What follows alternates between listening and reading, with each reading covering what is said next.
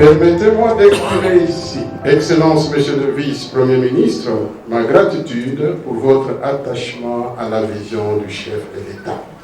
Son Excellence Félix Antoine Tshisekedi Tshilombo, pour votre dévouement à la recherche des solutions aux problèmes qui gangrènent la situation des fonctionnaires dans notre pays en général et plus particulièrement dans la province du Kasaï oriental. Cette cérémonie se tient au moment où notre pays est en train de traverser une zone de turbulence du fait de l'agression barbare et lâche dont il est victime de la part du Rwanda, du général Paul Kagame.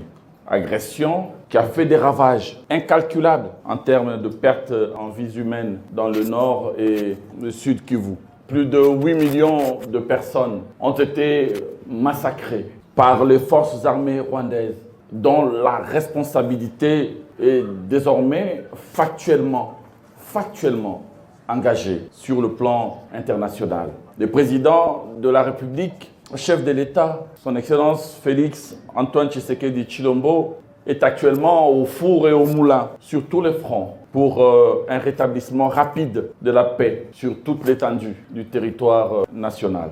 Grâce à sa perspicacité et à sa détermination sur le plan diplomatique, l'ennemi qui hier était cagoulé est désormais démasqué, condamné et commence à subir des sanctions internationales que nous voulons voir renforcées.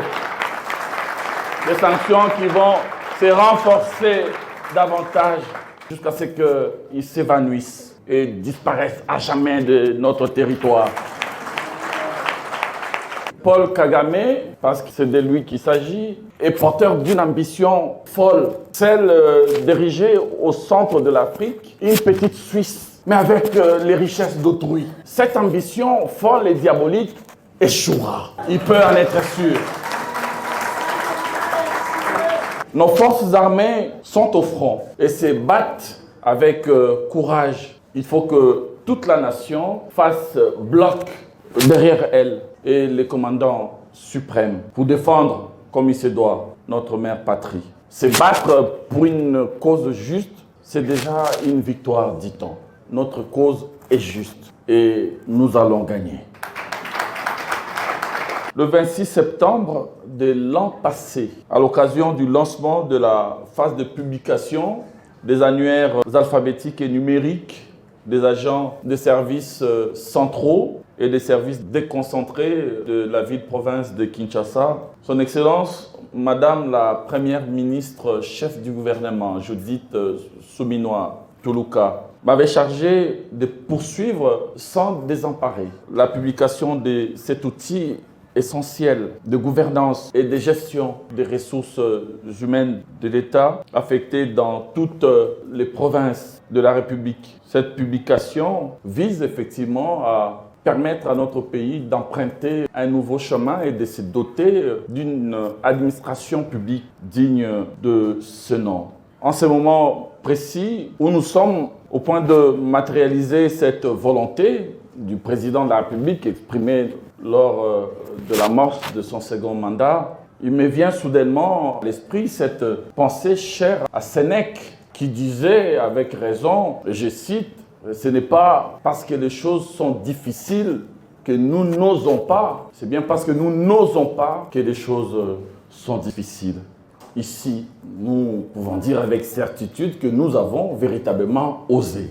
En effet, il y a encore quelques années, c'était presque un tabou pour tous les responsables politico-administratifs de notre pays de pouvoir répondre à la fatidique question « Combien de fonctionnaires y a-t-il dans notre pays? Combien y a-t-il dans telle ou telle autre contrée ?» C'est tabou qui a traversé plusieurs régimes politiques auparavant, dont celui dirigé notamment par ceux qui, sans vergogne, tentent aujourd'hui de s'improviser en donneurs de leçons de gouvernance et en train d'être levé par la volonté ferme et sans faille d'un digne fils du pays, à l'occurrence son Excellence Félix Antoine Tshisekedi Tshilombo. Comment peuvent-ils oser parler de la bonne gouvernance? Eux qui, durant plus de 20 ans de règne, n'ont pas réussi, malgré des moyens colossaux disponibilisés, à doter le pays d'un fichier de référence de l'administration publique. C'est que nous sommes en train de réaliser aujourd'hui, dans un délai record, sous le président Félix Antoine Tshisekedi Tshilombo.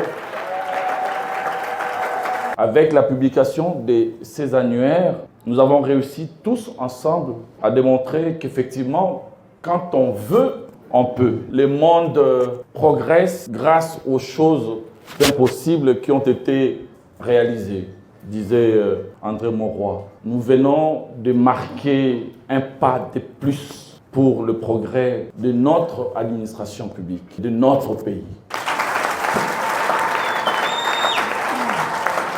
Ces réformes courageuses que son Excellence, Monsieur le Vice-Premier ministre, ministre de la Fonction publique, a initiées au sein de l'administration publique sont courageux parce qu'il faut d'abord arriver à maîtriser les effectifs des agents fonctionnaires de l'État, ce qui ne se faisait pas auparavant. Il a parlé de choses qui ne s'étaient jamais faites voici 30 ans, mais dans l'espace de 6 ans, ils ont réussi ce régime dirigé par son Excellence Félix Antoine Tshisekedi. Le gouvernement a réussi à mettre en place cette arme de taille pour nous. Maintenant là, ce qui était impossible hier est rendu possible aujourd'hui. Puisqu'aujourd'hui, la gouvernance est claire et transparente.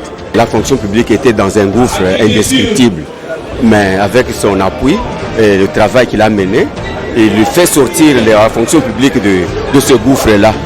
Accompagner nos frères de ceux, moi je suis content, puisque nous devons sauver notre pays. Nous devons aider le président de la République dans ses idées. Donc il est vraiment nécessaire que chaque Congolais puisse contribuer, puisque c'est notre terre, c'est notre pays, nous devons défendre.